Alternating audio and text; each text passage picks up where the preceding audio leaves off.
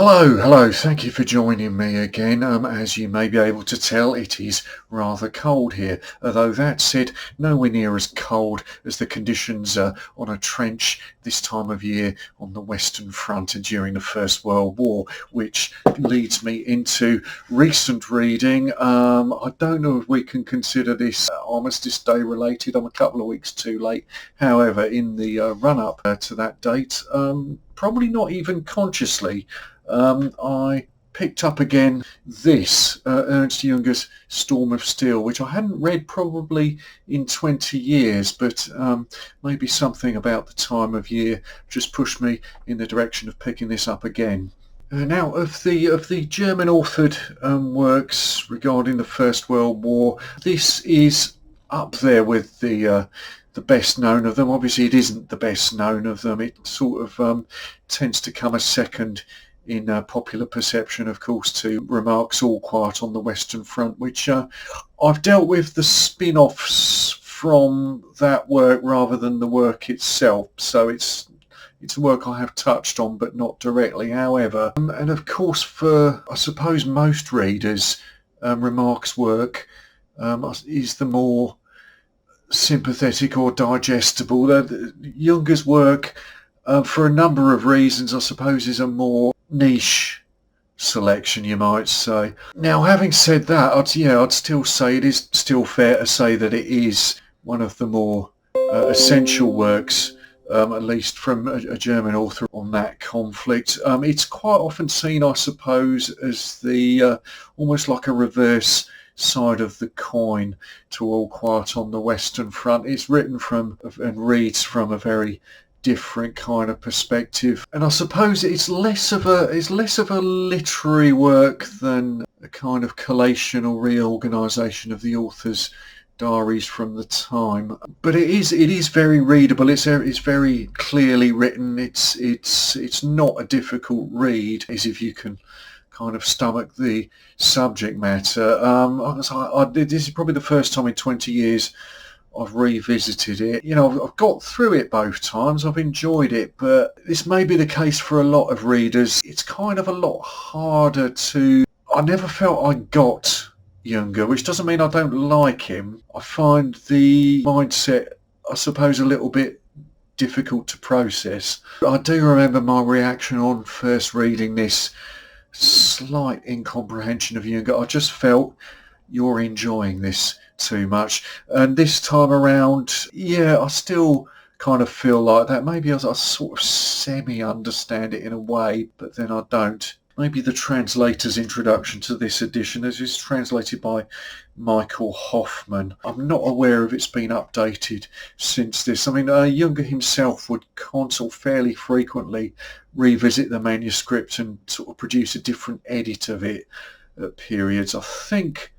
this is a translation of a later version of it, but anyway, the translator's note at the start is Storm of Steel, in Stahlgewitten is the original title, is one of the great books of World War One, if not the greatest. All sorts of trustworthy and unlikely people, and trustworthy often precisely because unlikely, cosmopolites, left-wingers, non-combatants have stepped up to express their admiration, often in suitably embarrassed or bemused fashion. Berlin, Borges, Enzensberger and Brecht, Gide and Moravia. In 1942, Gide wrote in his diary, Ernst Junger's book on the 1914 war, Storm of Steel, is without question the finest book on war that I know. Utterly honest, truthful, and in good faith. In contrast with most others, it is stark. It has no pacifist design. It makes no personal appeal. It is a notably unconstructed book. It does not set its author and his experiences any sort of context. It offers nothing in the way of hows and whys. It is pure where and when, and of course above all what. There is nothing in it about the politics of war, nothing even on its outcome, and very little on the wider strategy of its conduct. Contrary to most people's takeaway from Remarque's work, in that it's dealing with the First World War as a colossal failure of statesmanship and a tragic generational trauma and waste. Now, Junger, on his part, he seems to kind of see the conflict as this almost like a proving trail for a young man, or this, in some ways, like this almost mystical experience, almost like this curious sort of rite of passage. He quite often harps on manliness as a quality that he frequently extols in this, which is arguably to ignore the dehumanising nature of what he's living through. But, perhaps you can see this as his own coping mechanism. He doesn't have a way of processing it or categorising it in a way that makes sense to him. The alternative is perhaps madness and despair. I'm not sure. But from very early in the book and pretty much throughout, he sort of displays this curious kind of fascination or fixation with war. There's this sense of detachment about it. While he's able to observe and narrate the horrors, there is this kind of curious detachment, as if it's not that it never gets to him. There is the very odd point. There's a point quite late in the book where he confesses to, at some point during an attack, breaking down in tears momentarily, although he soon kind of reverts back to his sort of berserker state and carries on with it. So it's not that he's completely dehumanised. I mean, he does come across as quite likeable throughout. I mean, from my own point of view, it's tempting to want to dislike him, but I don't. He seems like a sort of fairly intelligent commentator. It's not that he's entirely without empathy. He does seem to genuinely care about the men under his command, and he does, once that sort of battle fever subsides, he does seem to be sort of fairly admiring and respectful of his adversaries. He also does have, there is a poetic sort of streak to it. There's a point in it where he describes this squadron, or Jaster, as I think they used to be called, a squadron of German fighters heading towards the west, and he describes them in the dying light as resembling, you get this pink glow from the sun, and he describes them as resembling a flock of flamingos. There's little moments like that, and it starts with him. It's at the start of it. He's a relatively naive newcomer arriving in the chalk trenches of Champagne early in the war, and quickly transforming from this sort of almost a babe in arms. I suppose he's done training and everything. Actually, he was in the Foreign Legion briefly, even before, so he does seem to sort of be affected by this kind of young man's sort of romanticism towards military service. But he quickly transforms to a hardened combatant, and he sort of makes his way into a fairly, I suppose, specialised area of operations. He's a member of the Hanover Regiment, who kind of had a name as a bit of an elite. I don't know if any of you would have visited the Imperial War Museum here in London prior to the refit it had a few years ago. But anyway, but in its previous state, there was in the First World War gallery, there was a mannequin in the uniform of this Hanover Regiment, and he's the sort of classic specialised, a sort of stormtrooper. The term had a different meaning during the First World War than it would, before it had those political associations later. And the stormtroopers of the First World War were these sort of specialised assault troops who operated in small kind of units, and they were all sort of battle hard. People like Junger, sort of battle hardened, fearless kind of berserker types who would sort of go charging in. The figure in the Imperial War Museum had the classic style, First World War coal scuttle helmet painted in splinter camouflage. He had that distinctive, like the wrist legend that became associated with elite regiments in Germany, with the legend Gibraltar on it, which had some sort of, I think the historical part of that goes back a long way. It was always quite a formidable figure in the galleries. Junger was, though he doesn't mention that figure had one of those MP-18, those very primitive early submachine guns that were developed, I suppose, very late in the big kind of weird snail clip on it, and looked rather primitive. And I often think of the First World War, there's this kind of medieval sort of element to it. But so Junger became part of, one of the pioneers of the stormtroop tactic, these sort of very small specialised units as a tactic to breaking up the stalemate of trench warfare. This was a German approach. They didn't get into tanks in a big way, but they did have these units. And he describes later in the book the sort of thinking behind this, as opposed to late in the war. They wouldn't have had many hardened veterans like that left, so it would have been a great mass of, I suppose, less motivated and recently recruited and relatively green troops. So I suppose perhaps it made sense to concentrate the specialists into these very highly motivated